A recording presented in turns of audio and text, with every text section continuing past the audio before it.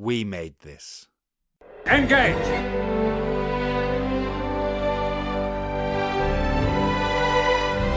Tea Earl Grey, hot. There are times, sir, when men of good conscience cannot blindly follow orders.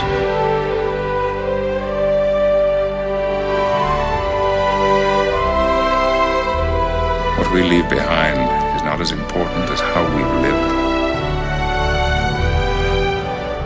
I'm Captain Jean-Luc Picard of the Federation Starship Enterprise. Make it so. Hello and welcome back to Make It So, a Star Trek Picard podcast dedicated to the Paramount Plus and Amazon Prime TV series and its extended media. We're back, guys. We are back on the bridge of the La Sirena. It's been under extensive repairs and refurbishments, and I've come back from extended leave. Riser was amazing, but it's time to put the pedal to the metal once again, as it were. My co-host Kurt is currently on special assignment, something to do with an orchid and Planet Coppelius, maybe. But so I've had to call some backup in, and I am delighted to have beside me virtually one of the co-hosts of our wonderful sister podcast, We Are Starfleet. It's Mike Slammer. Good to have you on board, sir. Thank you so much for granting permission to come aboard here. I appreciate you, Luke. It has been more than a minute, and it's nice to catch up. Yeah, definitely. And would you like to take this opportunity to tell the lovely listeners about We Are Starfleet and what's currently happening on there? Ooh, yeah. So We Are Starfleet is dedicated to Star Trek Discovery and all the ins and outs that show brings us. We recently had the opportunity to host the author, Dr. Una McCormick. So that episode is brand new on all hailing frequencies, wherever you may find them. What a great conversation. She wrote the book Wonderlands. Highly recommend you get a chance to read it. It is about the year in between Michael Burnham arriving in the 32nd century and meeting up with the Starship Discovery. So that lost year, you get to fill in that gap. And the book really dives into Books and Burnham's relationship and all that little tease and how did that relationship come about. And you see these things come to fruition in the show and you're like, wait a minute. You know, we need some more backstory here. And that's what this book is. It is that backstory, and it really fills it in. Any diehard Trek fan should absolutely read it. Any Star Trek Discovery fan should absolutely read it. And if you're a fan of science fiction in general, you're probably not going to know who a lot of the characters are, but it's a fun read, and it brings in some concepts and some technology. I'm going off on a tangent here, but suffice to say, I do recommend the book. Yes, it is. It's on my TBR. It's on order with my local bookshop, so I should have hands on it very, very soon. But I did listen to the interview this afternoon. It's a wonderful interview to listen to. Thank you. Hey, shout out to you for supporting your local bookstore. Yes. Oh, always. There's a great online. If no one knows, it's a little tangent here, but there's an online bookstore called bookshop.org.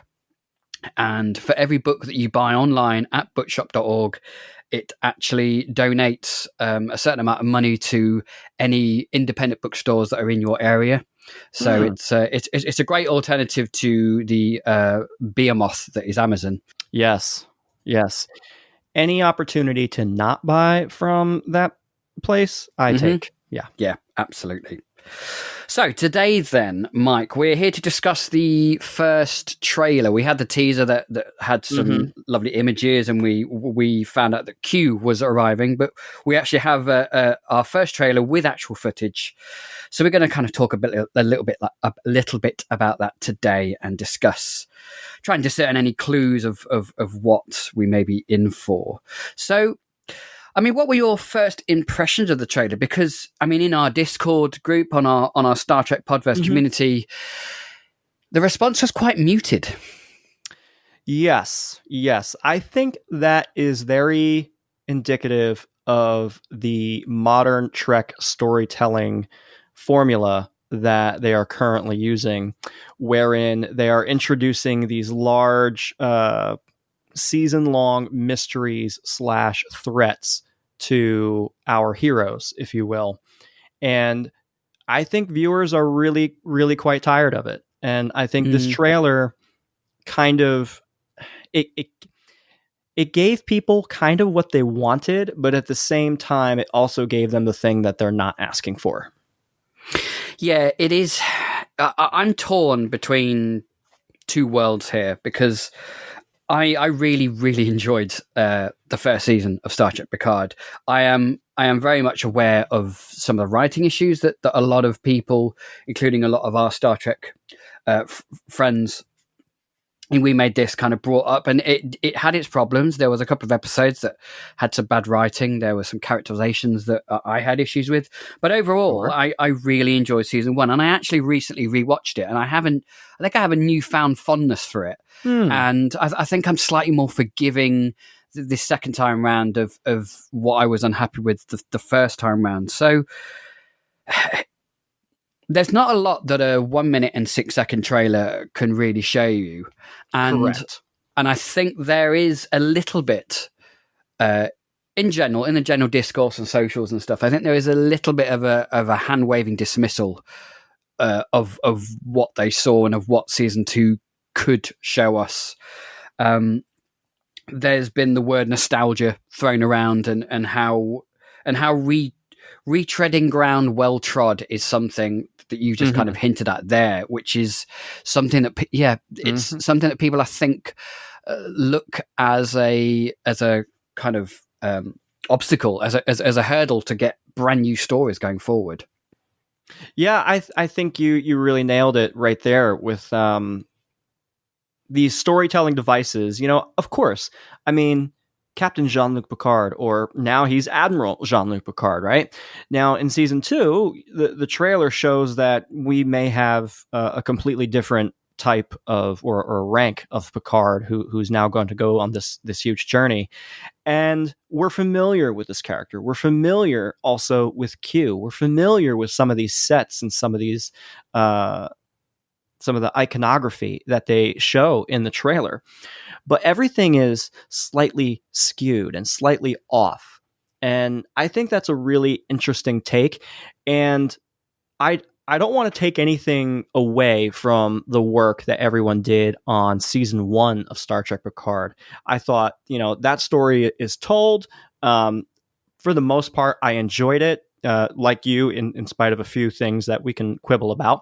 But this season of Star Trek Picard kind of, forgive me, but it feels like they should have just started here. This should have been season 1 of Picard. And I can't help but get the impression that everything that happened in season 1 last year is kind of out the window a little bit, other than we have returning characters.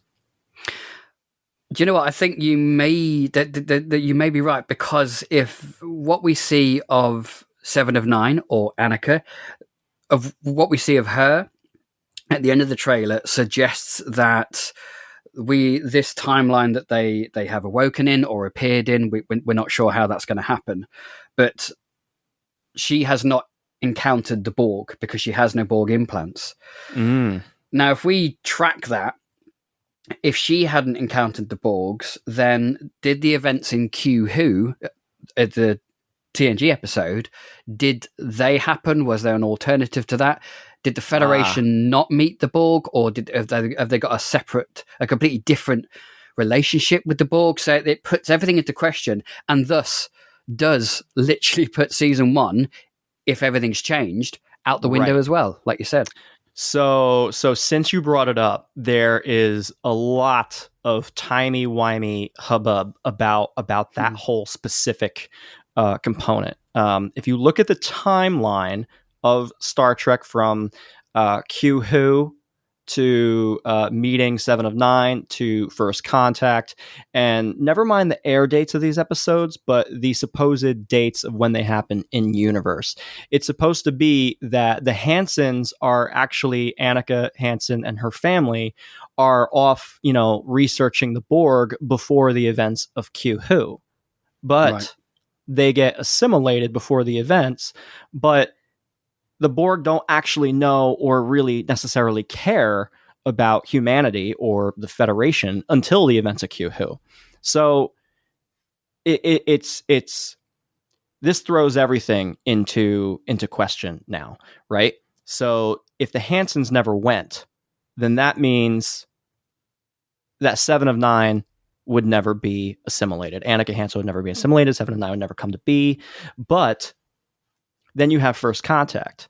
And then that is the period in which you have the Borg going back to literally First Contact, 2063. And, they land on Earth and some Borg get stuck in Antarctica, I believe it is. And the events of Star Trek Enterprise Regeneration occur, where they send out the signal, right? So the Borg are aware of humanity, and then that results in the Borg coming closer to Federation space. And it's a lot, honestly, to kind of wrap your head around, but the Borg are intimately involved with humanity in some way, shape, or form. And the fact that we have 7 of 9 without the implants, and she's just Annika Hansen at this point, is throwing a lot of people for a loop. Like diehard Trek, I research every single, notation and every single personal log and every single screen, and I enhance every image and Photoshop the death out of it in order to pull these obscure references and these timelines. And then you have a place, the Reddit community, which I love, Daystrom Institute, where they unpack all those plot devices and they explain it in universe, in theory, to the point where it's an academia, in my opinion. It really is. Yeah. Yeah. It's crazy how some fans really just, they're like archaeologists. They're kind of digging into the past of Star Trek. That's a great way to try and make sense of what they're seeing. I mean, if we kind of talk a little bit about Annika anyway, because as we're on the subject of her, the wedding ring has been a huge subject of discourse, particularly on our Discord group. There was some humorous, witty banter going on between everyone about who she could be married to. But I'm for some reason I think it might be Bjayzl, because season 1 kind of hinted at their past relationship, so maybe we might get a version of that relationship in this. If it's not Bjayzl, I think it might be a woman. I just don't think it's going to be a Voyager crew member. I don't think it's going to be Chakotay or anything like that. But right. I think it could be Bjayzl or it could be a woman. But that's just me, and just thinking on track with what happened with season 1. Sure. That certainly tracks. And, the writing room is much more sensitive to the fans. And a lot of fans have really called for 7 of 9 to be in a queer relationship. Mm. But what actually interested me more than the wedding band is the badge that we see in her room. That really intrigued me. I don't recognize it. No, I don't recognize it at all. So interesting. And I don't know, could we have, is there some kind of renegade faction? Is there separate factions of the Federation now? I mean, their whole structure and ethos and culture, that I don't know how that's going to be different. I mean, did you notice in the summit scene the flags that are present? Yes. There were some very interesting choices there. We have the Klingon Empire, the Tellar, United Federation of Planets, Starfleet and Starfleet Academy, Vulcan, and then Bajor and the Ferengi Alliance. Yeah. And I found that very intriguing. There's some possible DS9 connections there as well.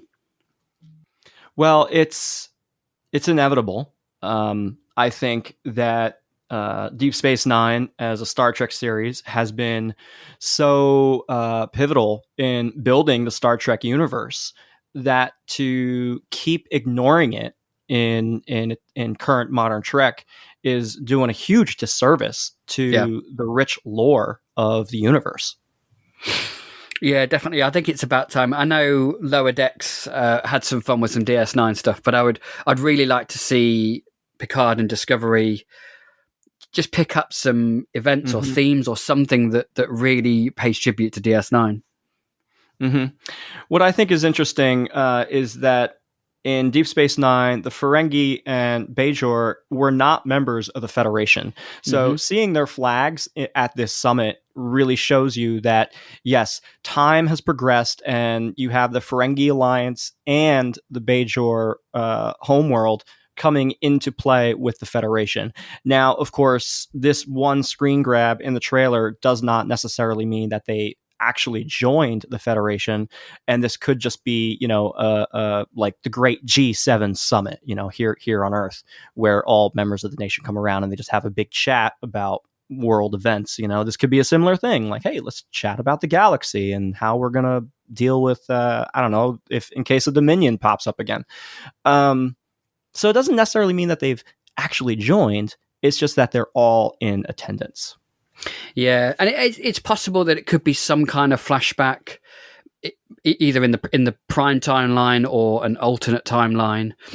There was a suggestion on one website that I was reading that it could be a flashback to the meeting regarding the Romulan supernova and the refugee crisis in the mid-2080s. But I doubt it's the prime, because the uniforms wouldn't match up with that.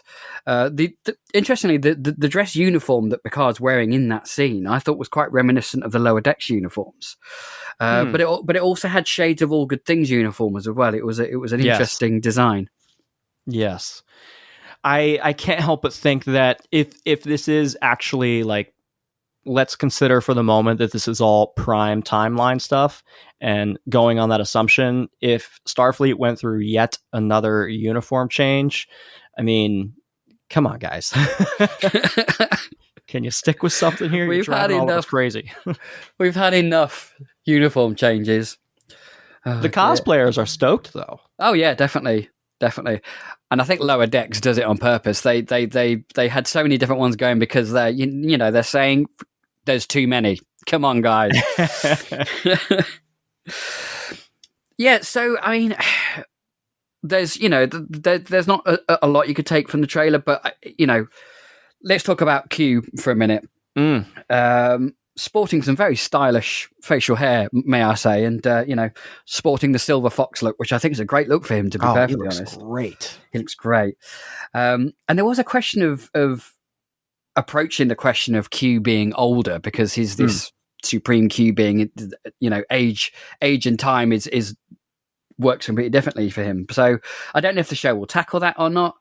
I have a little theory. I probably proved drastically wrong when the TV show comes on, but this fracturing of time or breaking of time, however you want to kind of talk about it. I mean, Picard says time is broken, but that's a very vague way of saying it. But this fracturing of time, I think a lot of people are assuming that Q has done it to test Picard or something.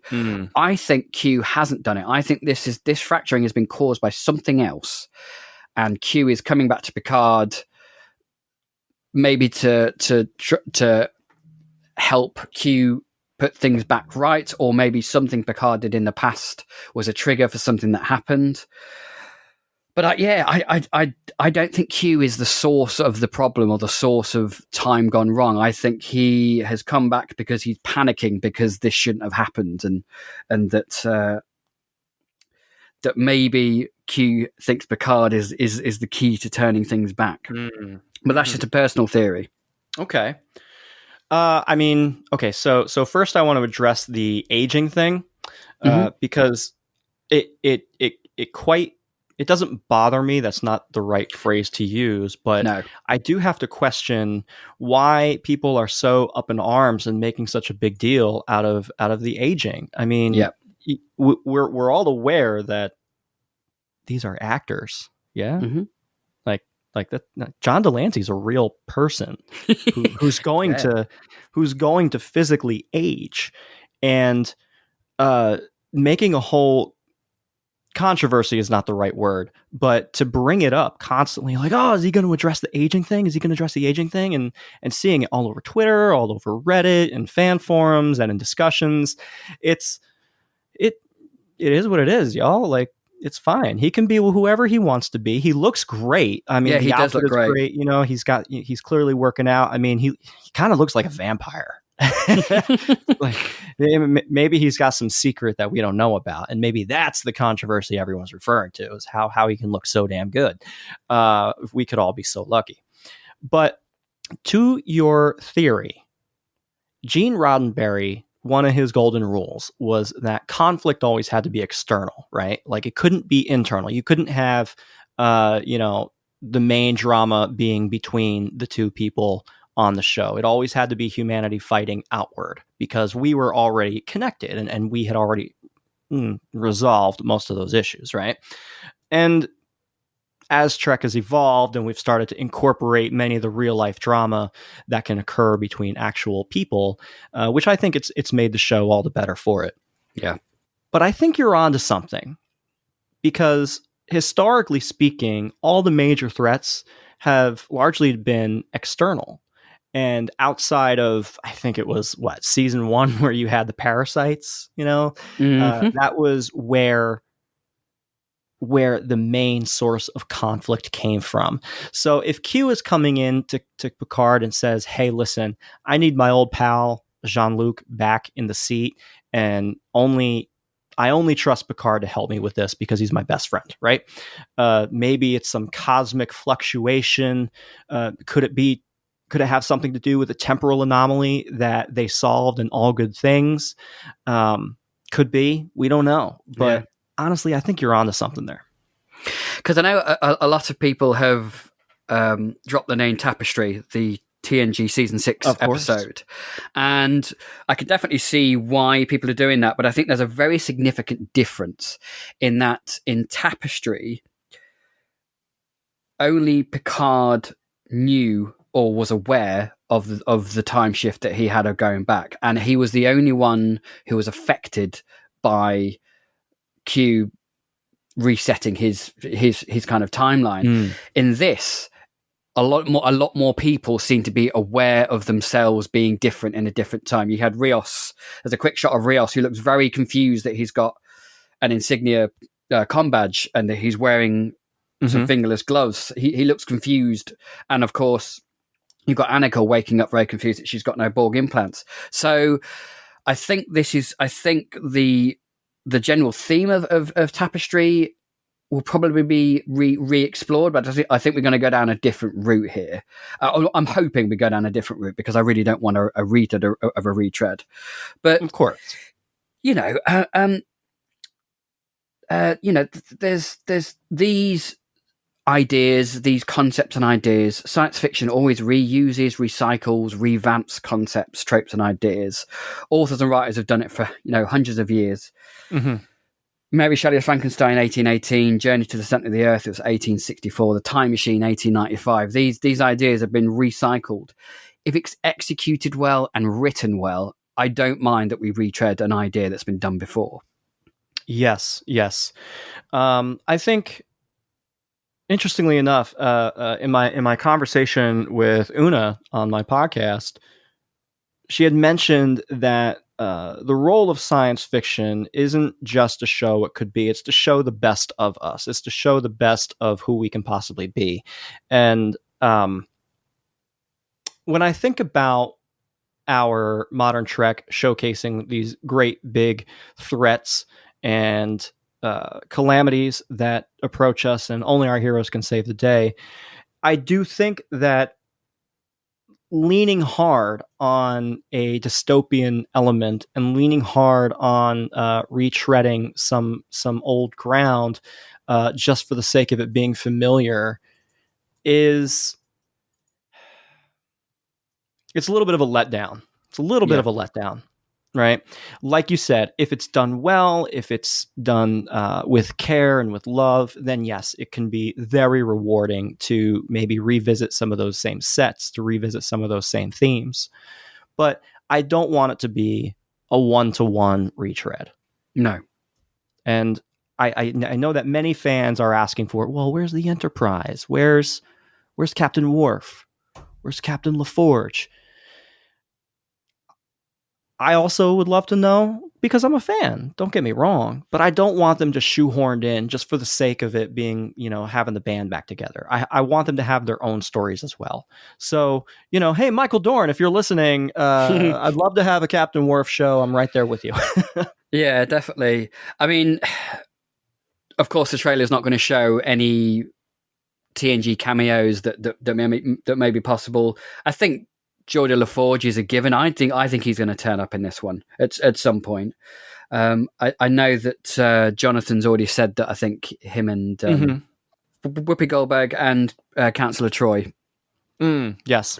They're all going to make an appearance. Now, the appearance of Guinan will be a very interesting thing because she's quite closely related to Q and the Q continuum. So that's going to be Borg.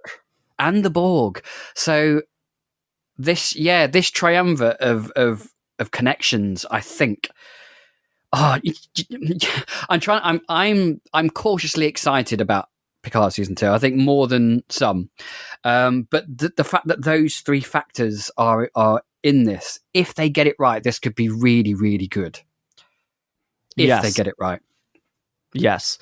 The character of Guinan, Whoopi Goldberg played a bartender on the USS Enterprise D back in The Next Generation.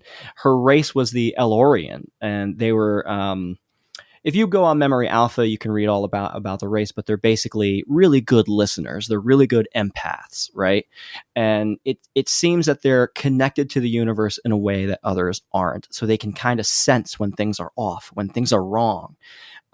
In the beautiful, absolutely amazing episode of Yesterday's Enterprise. Is it Yesterday's Enterprise? Yeah, I think so. Yes, right. That's the one where they're at war with the Klingons and they're losing the war. That's right. Yes. Phenomenal episode. And that is absolutely one that I think will be required watching before season 2 of Picard drops, for this reason. Because in this episode, it's Guinan who is the one who senses that something is wrong with the timeline and that something is not the way that it should be. And that is the key, I think. And that if we do in fact see Whoopi Goldberg, I know there's a lot of, it's heavily rumored, but has it been confirmed? I've not heard anything, but I'm hoping they're keeping it nice and quiet because I think a surprise would be good. Yeah. I think that'll be the key. That will be the key. And if Q is there and we have a Borg component, whether or not we see Annika Hansen involved with the Borg in any kind of way, or if they're even touched upon, I think it will be very important. So, yes. Yeah, absolutely. And I just want to touch upon the poster as well, which has baffled a lot of people. It's literally a rather very heavily photoshopped shot of Spaghetti Junction with what looks like a contemporary or at least near future LA. Now there is, I have read up a few trailer breakdowns and some people who have thrown some theories forward, and there's quite a few people who think that there may be some degree of time traveling and going back to either contemporary or new future LA for some reason or other, which I find quite intriguing. So if they have to do a quick slingshot around the sun, Voyage Home style, then that in the La Serena, that'll be fun. But I find it interesting because also, now which episode 2-part was it? Was it the Arrow of Time where Guinan was in the past? Arrow of Time, yes. Arrow of Time, yes. So yeah, I find it intriguing. Maybe they meet Guinan in the past in contemporary LA. For some reason, maybe for some reason, contemporary LA, a certain year in our near future is the key to this fracturing of time. I don't know, but it's I find it an interesting factor in what could possibly be. just about every series of Star Trek has basically had an episode, well, outside of Modern Trek, has had an episode where the crew of the Enterprise returns to our modern era, or the era in which they were filming. Yeah. So, well, wait, that's not true for Next Generation. They went to our past. They went to the 1860s. Yes. Yeah. Interesting. That could be a nice... That's a pretty classic theme to revisit. I know in DS9 they went back to the TOS era. In Voyager they went back to the 90s. Did they do it in Enterprise? That's something I'd have to look up. Yeah, I'd have to. It's one of the treks that I don't know as well as the rest, so I won't be able to tell you. That's okay. We can all be forgiven for that. But yeah, that would be a good theme. And I didn't really look at the poster all that in depth. And you're right. That's LA, and there's no flying cars, no starships, no tall skyscrapers, that are indicative of the future, because every future image has skyscrapers reaching all the way through the clouds. So interesting. That's a good no. Today I've heard. I just took it as like, oh look, it's the highway and it's in the form of the delta, and I don't get it. But in my mind, it was, look at all these roads not taken, right, and look how they're all interconnected and confused. And that was really my big takeaway. I didn't really look at the city or the cars too hard. I just kind of took it for what it was. But yeah, okay, nice. Yeah, I was the same. I didn't really take note of the city until I read this article, and they kind of pointed out. I was like, oh, okay. But yeah, I was the same as you. I kind of saw the road as analogous to timelines, all kind of running over each other and through each other and stuff like that. So, the more I think about it, and the more, if you look at Marvel and Disney and the love affair that they have with multiple universes, multiple timelines and time travel, I wouldn't be surprised if the writers of Picard are like, let's keep with the cool kids and let's do a time travel story. So I wouldn't be surprised. I mean, Star Trek is, I don't know if it's always at its best when it's dealing with time travel, but I know it's generally more fun. Yeah. I mean, I know that Patrick Stewart said a while back that season 2 will be looking at more contemporary themes, looking at, things gone wrong that need to be put back right. So I think there's going to be I'm hoping for a much more hopeful and optimistic kind of outlook towards the end of season 2. So starting tragically in some alternate timeline, everyone's panicking, going, "What the hell's going on?" But I think I'm hoping, and I think in this day and age, I think dystopian stuff is not what people need right now. I think we've had our own dystopia the past year and a half, so it would be nice. Really, it would be nice to have an optimistic and hopeful science fiction TV series. I would welcome that, to be honest. Yes, same. We have enough of it in our real life, and our media needs to be our escape, not such a mirror to our current life. Yeah, exactly. Well, that was a kind of a downer. Yeah. So what do you make of this? You have Picard right at the outset of this trailer. You have Picard. He is at his winery, and he's looking for Laris. And that's the first indication that we get. Q pops into on screen, and now you know that everything has gone wrong. Do you think that it is a result of things having happened in the 32nd century as a result of some timeline shenanigans thanks to our intrepid heroes from the Starship Discovery? I know. Because if that was the case, I would be extremely excited, because if they can connect these two TV shows together into a shared universe, I'm all for that. I think it's a long time coming that all of our Trek shows reference each other, but they've never been interconnected in that kind of way. Yeah, I really, really like your theory, and I hope you're right. It could be. It could be. Yeah, it could be. Maybe Q's a bit worried about it. I mean, Q's come back. This, the consequences of what the Discovery crew has done. Q comes back with his facial hair and goes, "Picard, things are screwed. We need to fix it." And then all of a sudden there's this gravitational anomaly that only the Discovery can jump to and fix. Hey. Yeah. There's a few other... Yeah, go ahead. There's a few other scenes I found interesting in the trailer with Elnor and Raffi returning. Yes. And it looks like... oh gosh, what was the name of that city they were at? The Night City? I can't remember.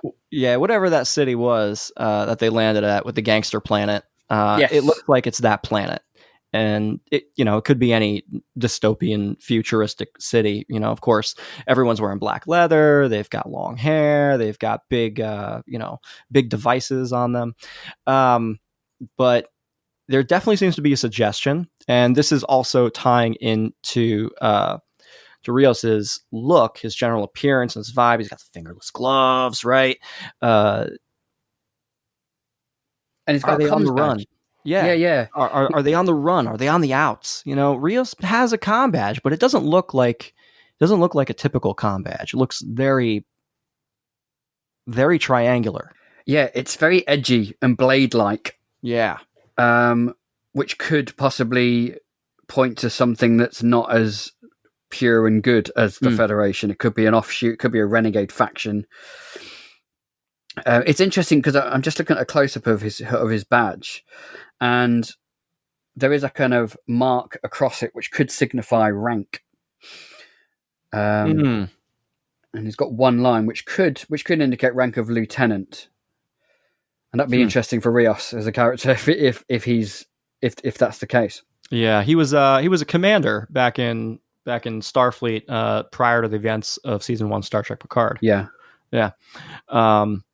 It's again, like this is what I love and I hate about trailers. They give you just enough to get your mind working, to get you like, oh, what could this be? What could that be? What could those other things be? Why does he look like this? Why does the badge look so familiar, but it's so different at the same time? Yeah, and usually all our theories that we put out are completely wrong. But it's great to have fun guessing from what they give us. That's the fun of it. That's the fun of it, Luke. Yeah. And then you have Soji in formal evening wear, and she still has It could be either of them. See, this is why we have these podcasts and why we have these discussions, because you just opened my mind to a new pathway of possibilities. And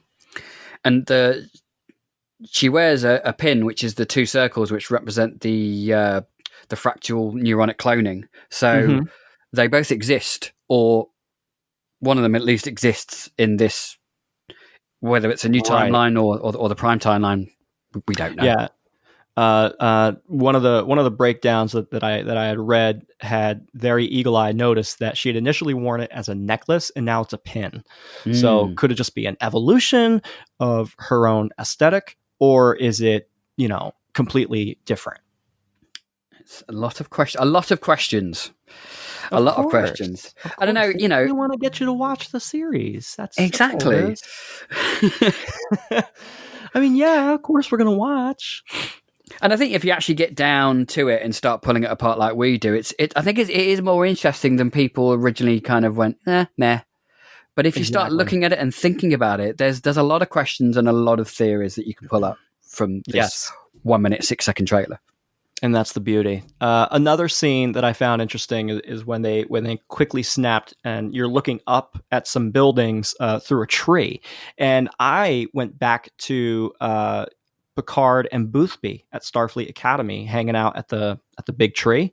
Yes. So that's where my mind went. So, that coupled with the Starfleet Academy flag in that conference scene, makes me think that this could very well be a very Earth, San Francisco centric story.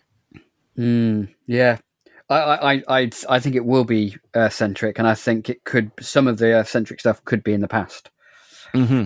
Yeah. That's a great point. It's a possibility. And it could be coming back to that tree as the anchor point, because that tree was also in Star Trek Discovery Season 3 when they went to visit planet Earth. So small connections. I don't want small connections between my shows anymore. I just want them to actually connect. Yeah, definitely. Maybe I'm just getting tired of the teasing, I want Picard and Burnham to share a scene together. That's what I want. Ooh, man. That would be really interesting to see. Yeah. And I think a lot of fans would both love it and hate it. I want to see Rios and Booker having a cigar and a whiskey together, talking about flying ships. They would have a lot in common. They would. We also have the return of Agnes Girardi. We do. Very, very quick shot. Not a lot to really gain from that, apart from her rather worried, maybe confused stare. And I think, obviously we're going to have new characters. We're going to have new worlds that we will very likely visit. I'm excited. I'm excited to see everything. Just like anything that's branded Star Trek now, I get excited about because that's who I am. Cautiously optimistic has been the rule by which we approach these shows. And I would say, keep to that rule because there's a lot of greatness in the writing and the plot. And oh my God, the VFX and the story that they're trying to tell is so intertwined. You're watching a movie stretched out over the course of so many weeks, and it's fantastic. But yes, please slow it down slightly. Give us some room to breathe. Give us room to breathe. That's all we're asking. Yeah, definitely. Yes, cautiously optimistic. I think we have to be like that. I mean, especially if you're co-host of the podcast that's going to talk about Star Trek Picard, I think is a prerequisite. But but in general, I refuse to start any TV series with a predetermined negative mindset. You have to go in excited and optimistic about what's going to be. And if you're left disappointed afterwards, then that's okay. But don't go into it going, this is going to be not as great as I want it to be. If you go in like that, you taint your expectations. Right. I mean, listen, you've got John Delancey starring next to Sir Patrick Stewart in an episode that I will put money on this table now. And you know what? When travel opens and we get to actually hang out and meet up, I will buy you a beer if Jonathan Frakes is not directing that episode. You are on. You're on. Definitely. We have a lot to look forward to, is all I'm saying. We really do. Mike, any final thoughts on the trailer, what it could represent, what could happen, what would you like to happen? I think we've covered quite a lot, but any kind of final thoughts to leave us with? Yeah. Wow. We covered a lot in a very short time span. Like I said, very cautiously optimistic. I'm genuinely excited. Hearing Mon Capitan again on screen, hearing those lines, and then that very ominous, the end of the road not taken. Man, I get chills when I hear that. That delivery of that line is just superb. So it really is. So just as others have said, time is the fire in which we burn. And I'm ready to burn, baby. Yeah, definitely. I think I'm going to leave you with a quote from Q from All Good Things that I think kind of needs to, maybe everyone needs to be reminded of, because I think a lot of people are saying Picard's not Trek. It doesn't feel like Trek. Q goes to say, for that one fraction of a second, you were open to the options you had never considered. That is the exploration that awaits you, not mapping stars and studying nebula, but charting the unknown possibilities of existence. Star Trek has always been about the internal. It's always been about humanity and what we can achieve and what we can do. And I think, and I'm hoping, that's what season 2 will explore through this story. What a great way. What a great way to close it out.